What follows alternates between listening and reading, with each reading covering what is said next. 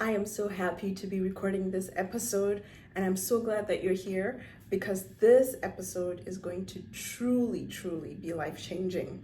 Today, we're going to be talking about something that's very important for every one of us, which is our financial freedom.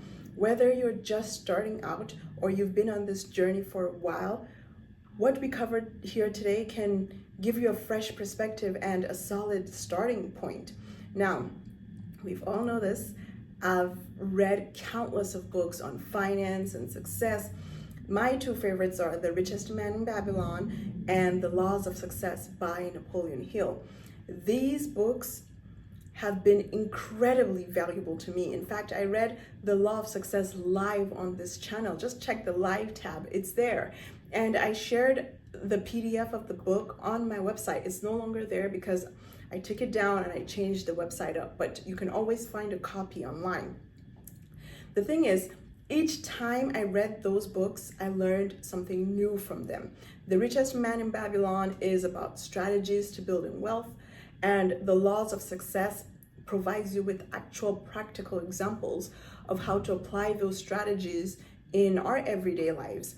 So if you haven't read the book or you've read it, I would recommend picking them up again. Every time you read it, you might take something new away from the chapters in the book.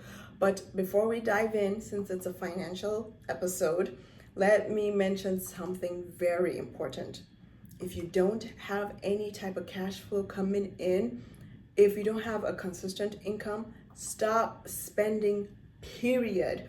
There is no way around this. Stop spending and stop paying for things that you really can't afford at the moment. As Warren Buffett once said, if you find yourself in a hole, stop digging.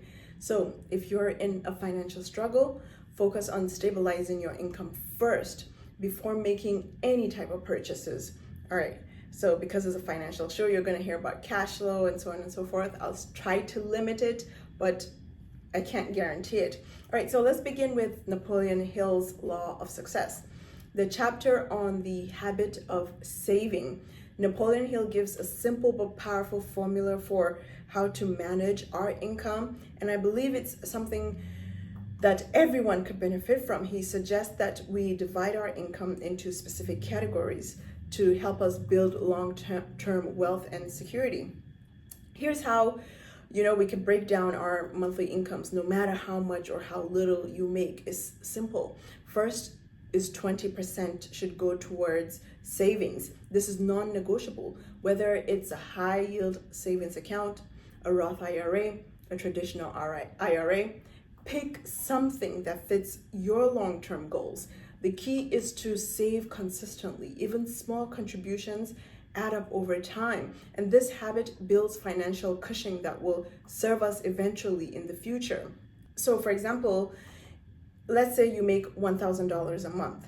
That means $200 goes straight into savings. You can choose to put this in a Roth IRA, which grows tax-free for your retirement, or a high-yield savings account.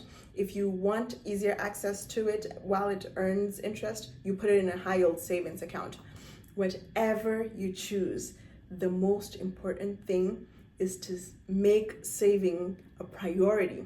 All right, next he mentions that 50% should go towards our living expenses, essentials like rent, utilities, groceries, clothing. So for the same $1,000 income, that's $500 for a living. I know it can be tough to keep living expenses low, especially with rising costs, but this is where budgeting comes into play. The goal is to live within our means, right? So allocate money to other areas that are important.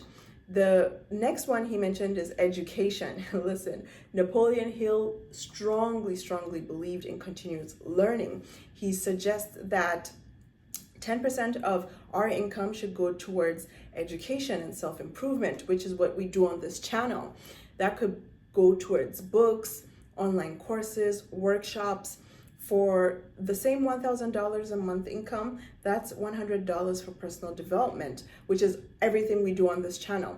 The idea is that by investing in your own growth, you're setting yourself up for more opportunities and long-term success, right? And then next, he suggests 10% for recreation. Yes, he believed in budgeting for fun and leisure as well.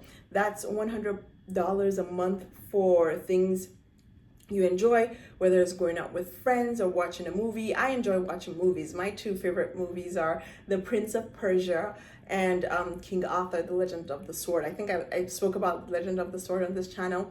Anyway, anything you enjoy, any hobbies you enjoy doing, you set aside money for it. This is important because financial success is about balance. You don't want to feel restricted. So make sure you set aside money for things you enjoy. And the next and final thing he recommended is 10% towards life insurance. This is often overlooked, but it's essential for securing, your family's future, my family's future. There are many types of life insurances out there you could choose from. There's term life insurance, index universal life insurance, there's variable universal life insurance, there's whole life insurance. Term life is usually more affordable, while IULs and VUL policies offer cash value growth that can be used later in life. So for the same person that's making $1,000 a month, that's $100 set aside for insurance that will protect, our loved ones or your loved ones or whoever. The idea is to set them up for success. Now you might be thinking, what if my expense is already 50% of my income? What if saving 20% seems impossible right now? And that's a valid concern, but the goal is to start somewhere, even if it's just 5% or 10%. The most important thing is to build the habit of saving and budgeting. You can always adjust the percentages as your financial situation improves. So here's a challenge for you. Try implementing this formula for just 1 month. Track where your money goes and see how it feels to take control of your finances in a structured way. And by following Napoleon Hill's advice, you'll start building habits that can lead to financial freedom. Listen, if you found this episode valuable, share it with someone that you think could benefit from it. And if you haven't subscribed, subscribe to the channel and stay up to date with, practical tools and strategies that I have implemented over the years. All right, I'll see you guys on the next episode.